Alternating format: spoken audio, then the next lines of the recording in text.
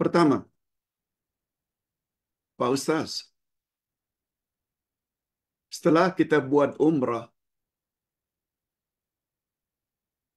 setelah saya buat umrah, boleh tak saya buat umrah untuk abang saya, arwah abang yang sudah meninggal dunia, saya tidak buat untuknya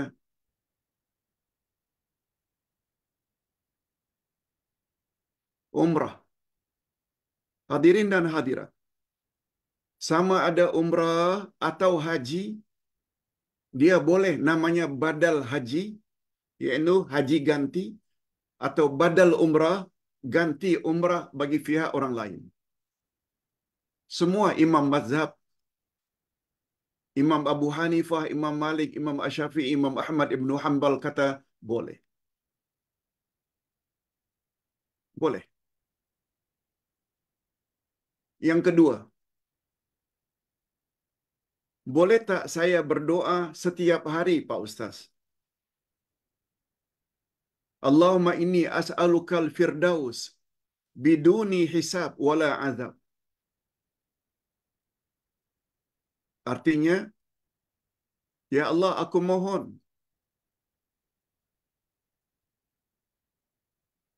agar engkau masukkan aku ke dalam syurga firdaus tanpa hisab dan tanpa azab. Pertanyaannya, boleh tak, Pak Ustaz? Setiap hari saya baca doa itu.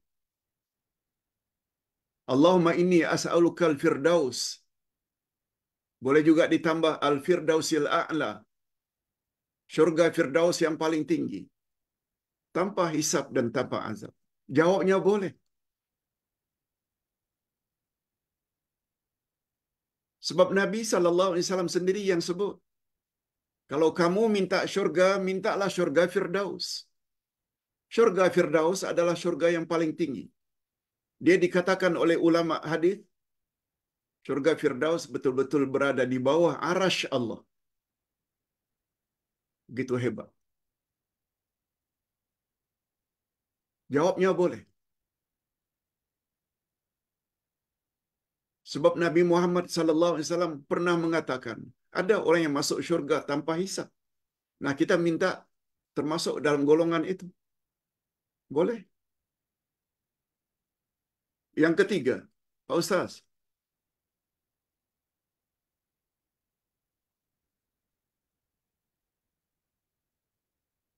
perlukah kita buat haji setiap 5 tahun?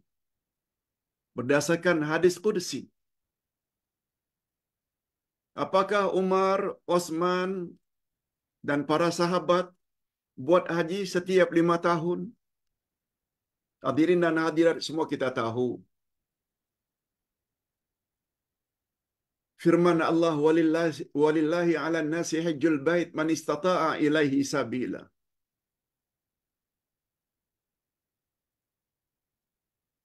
Bagi orang yang ada kemampuan hendaklah melakukan ibadat haji. Wajib ke atasnya melakukan ibadat haji bagi orang yang mampu. Ketika ayat itu turun, Rasul ditanya oleh sahabat, apakah setiap tahun ya Rasulullah? Nabi diam. Nabi tidak jawab. Tanya sekali lagi, apakah setiap tahun kita haji? Kalau kita mampu, Nabi diam.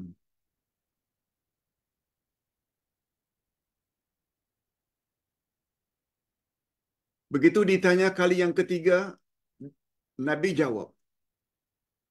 Bila aku jawab na'am, na'am maknanya benar, tiap tahun mesti melakukan haji, niscaya kamu tidak akan mampu melakukannya. Nabi diam terhadap pertanyaan pertama dan kedua. Kata ulama hadis memberi isyarat Nabi tak suka pertanyaan seperti itu. Sebab Nabi pernah bersabda dalam hadis yang lain,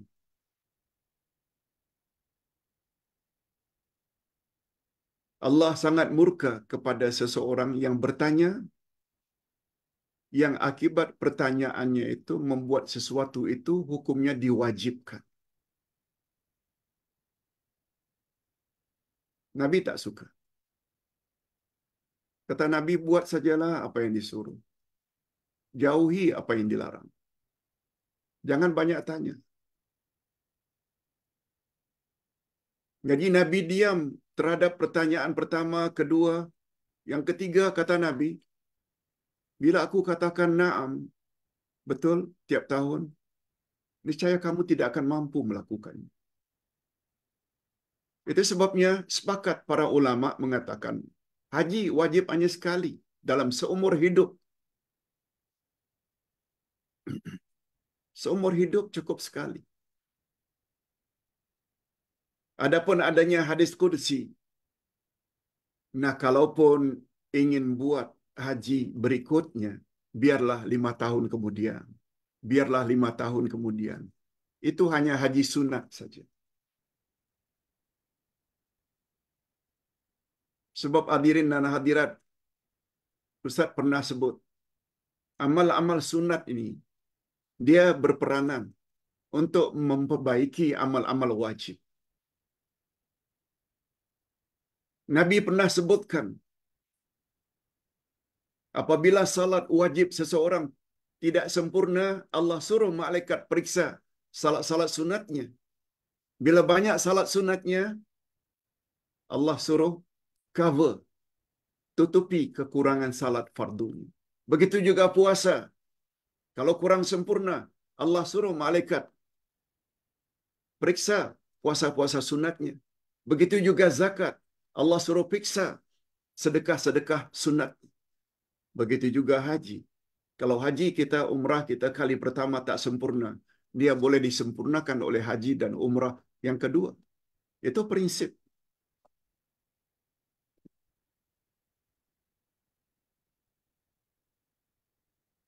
Hakikat tersebut boleh dilihat pada buku Ustaz. Pada permulaan sudah ada tentang fadilat salat sunat.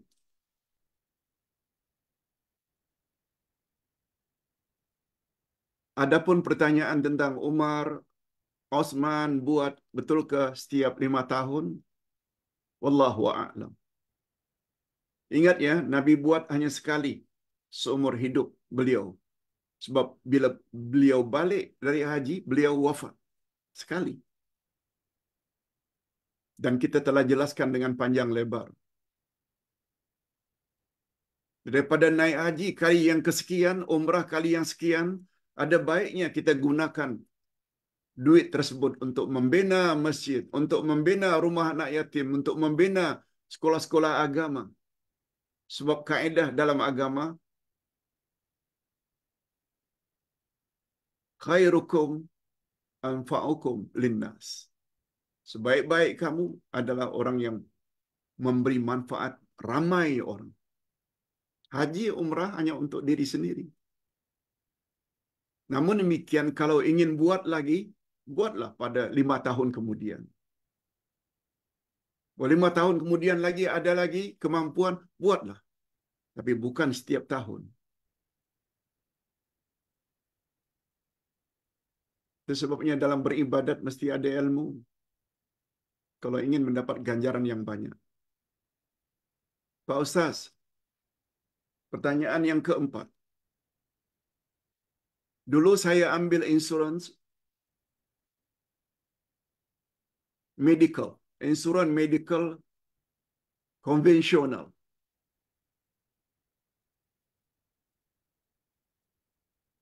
Insurans medical konvensional ini, dengan kata lain, bahasa singkatnya, insurans tidak patuh syariat. Cuma Pak Ustaz, saya sudah terlanjur ambil. Saya pula kena kanser. Insurans medical yang patuh syariat tak cover. untuk penyakit kanser. Pertanyaan, boleh tak saya manfaatkan insurans medical konvensional? Menurut pandangan Ustaz pribadi, hukumnya boleh. Sebab kanser boleh membawa maut. Kita perlu mendapat rawatan. Dan rawatan itu tidak cover bila kita gunakan insurans yang patuh syariat. Yang cover itu adalah konvensional. Oleh sebab itu, bagi pandangan Ustaz pribadi, ia termasuk bab darurat. Dan kaedah dalam darurat pula, emergency, ad-darurat tubihul mahzurat. Bila sampai ke peringkat darurat atau emergency, sesuatu yang tidak boleh menjadi boleh. Wallahu a'lam. Kepada yang bertanya khasnya, tolong tanya jugalah kepada ustaz-ustaz lain. Kalau mereka ada pandangan yang lain, yang lebih baik. Silakan. Pak Ustaz, yang kelima. Kakak ada soalan dengan isbal dalam salat bagi lelaki. Ini yang bertanya ini datangnya daripada Australia. Sah tak salatnya, Pak Ustaz? Bagaimana jika pakai stokin? Boleh tak? Hadirin dan hadirat.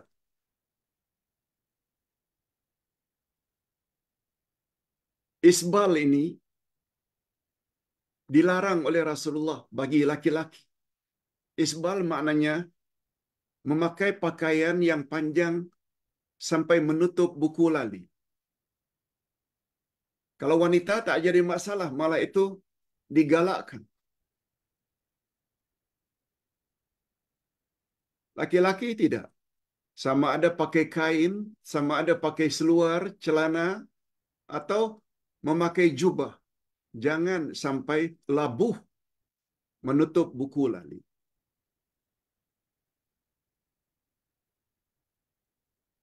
Sampai Nabi gunakan istilah Allah tidak memandang orang tersebut. Itu satu amaran daripada Allah. Amaran itu membawa makna larangan.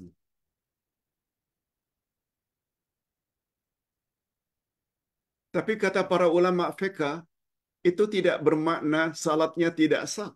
Sah. Cuma Allah tidak senang dengan sikap dan perbuatan tersebut. Paling kurang kita katakan hukumnya makruh. Paling kurang. Salatnya sah. Bagaimana dengan stokin? Nah, stokin tidak ada masalah. Itu disarung dari bawah. Memakai stokin tidak sama dengan makna isbal. Tapi ingat ya, ini khas untuk laki-laki saja. Wallahu a'lam.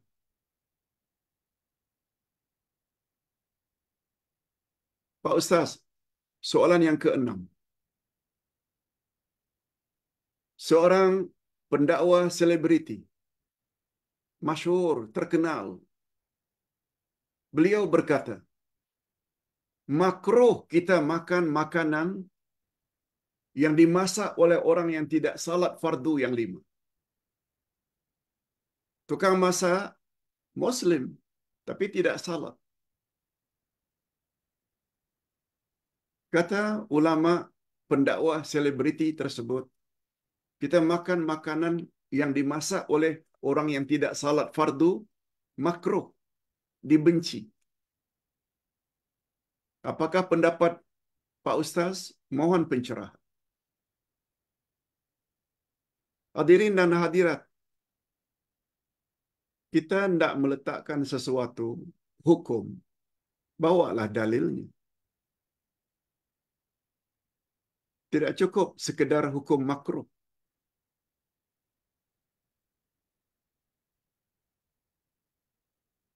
Bagi Ustaz, itu tidak boleh jadi ukuran.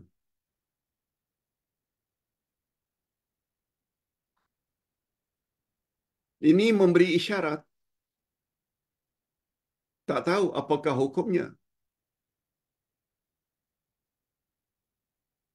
Bila sesuatu yang dimasak itu dimasak oleh orang kafir. Dalam Islam, kita tidak dilarang untuk makan walaupun dimasak oleh orang kafir. Orang kafir lagi teruk. Bukan hanya tidak salah, menyembah berhala lagi. Kita tak berani mengatakan bahawa masakan mereka itu hukumnya makruh atau dibenci.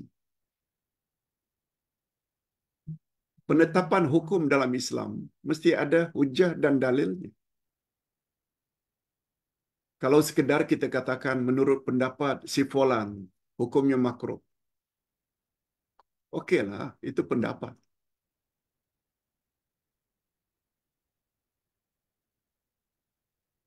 Oleh sebab itu, Ustaz tidak begitu setuju dengan mengatakan hukumnya makruh. Katakan saja boleh. Walaupun kita tak nafikan. Bila makanan itu dimasak oleh orang-orang yang taat, yang salatnya tak tinggal, tentu saja itu lebih baik. Wallahu a'lam.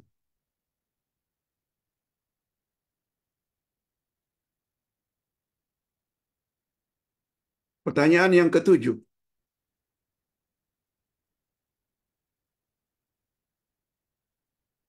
Bagaimana saya perlu menjawab satu persoalan tentang selawat ke atas Nabi berdasarkan ayat 56 surat Al-Ahzab. A'udzubillahi minasyaitonir rajim. Ya ayyuhalladzina amanu sallu alaihi wa sallimu taslima. Ayat lengkapnya, innallaha wa malaikatahu yusalluna 'alan nabi. Ya ayyuhalladzina amanu sallu alaihi wa sallimu taslima. Sesungguhnya Allah dan para malaikat bersalawat ke atas Nabi. Hei orang-orang beriman, bersalawatlah dan beri salamlah ke atas Nabi. Ayat ini digunakan oleh para ulama sebagai dalil perintah, anjuran, suruhan banyak-banyak bersalawat ke atas Nabi. Ketika ayat ini turun, para sahabat bertanya, "Ya Rasulullah, kami sudah tahu bagaimana memberi salam kepada Tuhan, yaitu Assalamu alayka ayuhan Nabi. Wa kaifa nusalli alaik?" Macam mana pula kami bersalawat kepada Tuhan? Sebab dalam ayat, kita disuruh buat dua perkara kepada Nabi. Beri salam dan beri salawat.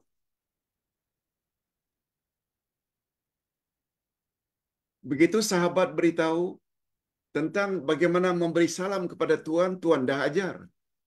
Tapi bagaimana cara kami bersalawat kepada Tuhan? Nabi jawab, "Qul, katakan saja olehmu, Allahumma salli ala Muhammad wa ala ali Muhammad."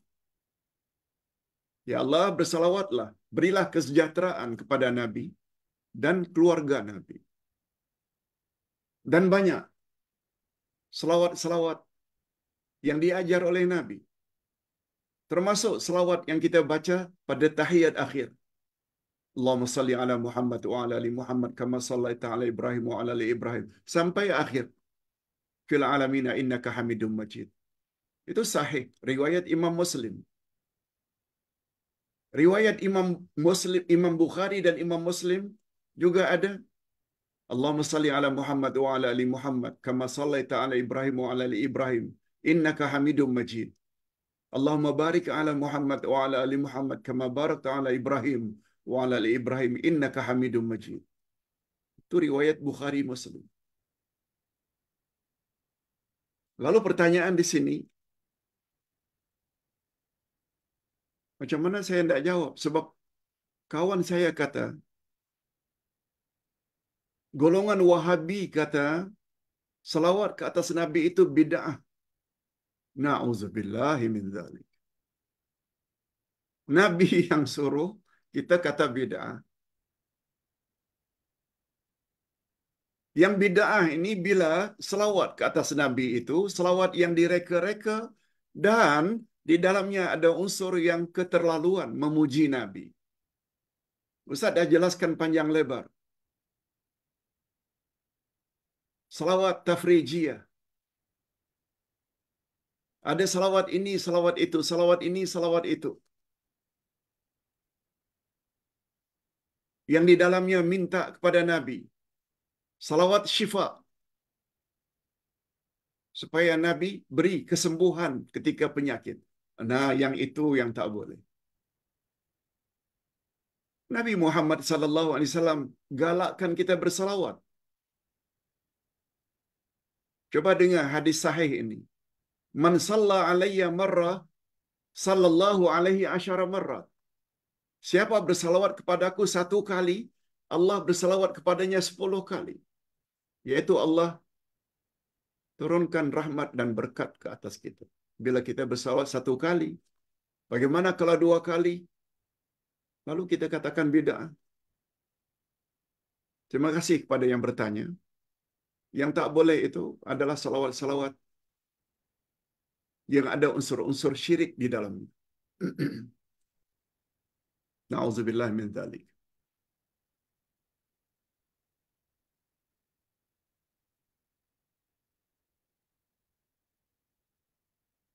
Pertanyaan yang ke-8. Pak Ustaz, kalau kita sedang berada di Mekah, ingin pergi ke Taif. Mekah, kita nak pergi ke Taif. Perlukah kita buat tawaf wida, tawaf selamat tinggal? Kita pergi umrah, sampai di Mekah kita nak pergi ke Taif. Kan maknanya kita akan keluar dari Mekah. Perlukah tawaf selamat tinggal?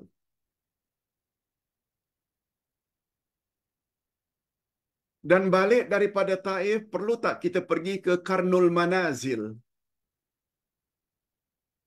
untuk buat umrah? Jawabannya, para ulama berbeza pendapat tentang hukum tawaf wida atau tawaf selamat tinggal untuk haji dan umrah. Untuk haji sepakat hukumnya wajib. Kalau tidak buat hukumnya kena dam. Bayar dam. Itu untuk haji. Karena hukum tawaf wida haji adalah wajib. Tapi untuk tawaf wida umrah, para ulama berbeza. Ada yang mengatakan wajib, ada yang mengatakan hanya sunnah. Dan pendapat yang lebih kuat, tawaf wida untuk umrah adalah sunnah. Kalau ditinggalkan, tidak berdosa dan tidak perlu bayar fidyah. Maaf, tidak perlu bayar dam. Itu jawaban Ustaz. Begitulah pandangan majoriti mufti di Arab Saudi. Tawaf wida untuk umrah tidak wajib. Oleh sebab itu ingin pergi ke Taif, tidak perlu. Kalau tidak buat, silakan. Begitu balik dari Taif, perlukah kita kalau tidak buat umrah masuk Mekah, pergi ke Karnul Manazil? Jawabnya tidak. Sebab umrah itu boleh dilakukan bila kita sedang berada di luar tanah haram. Taif itu berada di luar tanah haram. Bila kita pakai umrah, pakai ihram di Taif, masuk saja niat untuk umrah, sudah boleh. Sebagaimana kita pergi dari Mekah ke Jeddah. Dari Jeddah, pakai umrah, pakai ihram, masuk. Tak perlu ke Tanaim, tak perlu ke Ja'ran. Sebagaimana kita tak perlu dari Taif ke Karnul Manazil. Allahu a'lam.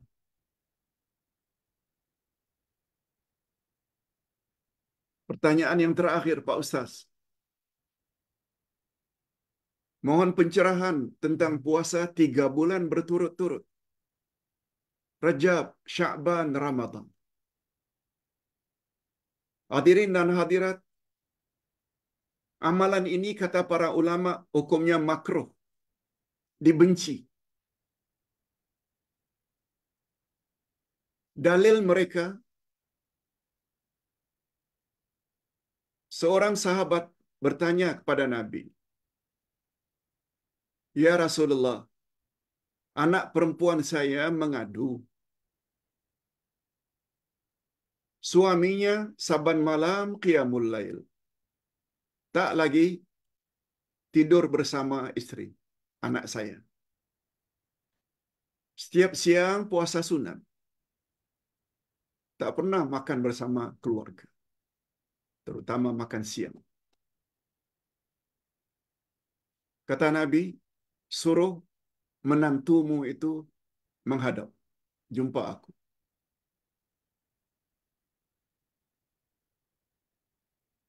Sahabat itu bernama Abdullah bin Amru ibn As. Abdullah bin Amr. Nabi tanya, "Ya Abdullah, aku difahamkan bahwa kamu setiap malam qiyamul lail, tidak lagi bersama istri. Setiap siang puasa sunat. Betulkah?" Nabi tabayun dulu sebelum jawab. "Benar ya Rasulullah," jawab Abdullah bin Amr.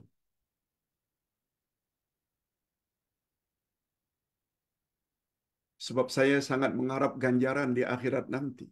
Itu sebabnya saya buat qiyamul lail sepanjang malam. Puasa setiap hari." Apa kata Nabi? "Mula sekarang, wahai Abdullah, kamu jangan puasa sunat kecuali 3 hari dalam sebulan."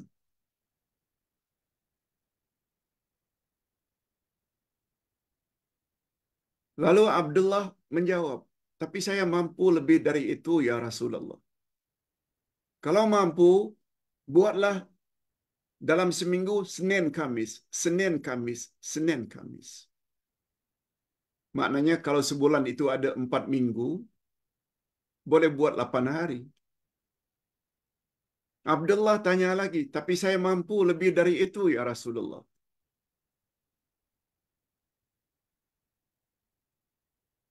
Jawab Nabi, "Kalau mampu, buatlah selang-selang hari. Sehari puasa, sehari tidak. Sehari puasa, sehari tidak."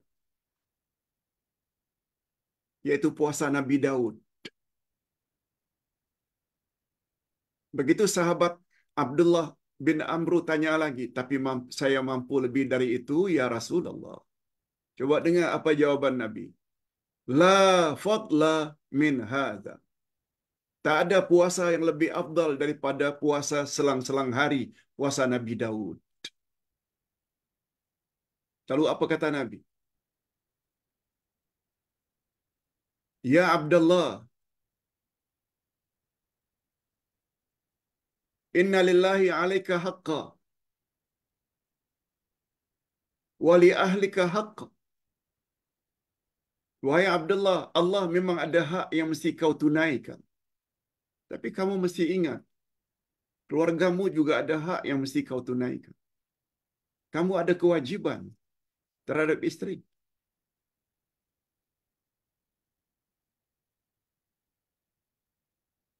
"Inna lillahi alaika haqqan wa li jasadika alaika haqqan." Memang Allah ada hak yang mesti kau tunaikan. Tapi ingat, dirimu sendiri juga ada hak yang mesti kau tunaikan. Bila lapar, makan.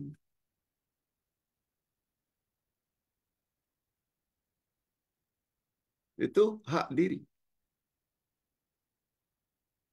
Nabi Muhammad sallallahu alaihi wasallam tidak pernah buat ibadat puasa berterus-terusan. Kecuali anjuran Nabi, puasa hari-hari putih. 13, 14, 15. Nabi Muhammad sallallahu alaihi wasallam contoh teladan bagi kita. Itu sebabnya para ulama mengambil kesimpulan bila buat juga makruh, dibenci. Atas dasar itulah sebuah kitab yang ditulis oleh Maulana Al-Maududi, ulama besar dari Pakistan. Kitab itu bernama Mabadi'ul Islam. Prinsip-prinsip Islam. Kata beliau, orang yang sempurna keislamannya bila orang itu melaksanakan kewajibannya kepada semua pihak. Kewajibannya terhadap diri sendiri. Bila ngantuk, tidur. Bila lapar, makan. Bila sakit, berobat. Bila sakit, kurangi masa ceramah. Itu hak diri. Kalau tak mampu sampai 1,5 jam, 2 jam, buatlah 45 minit. Pokoknya sampaikan dakwah. Itu hak diri. Itu sebabnya mengapa 20-24 kita kurangi. Karena ada masalah diri. Terutama voice box, kotak suara.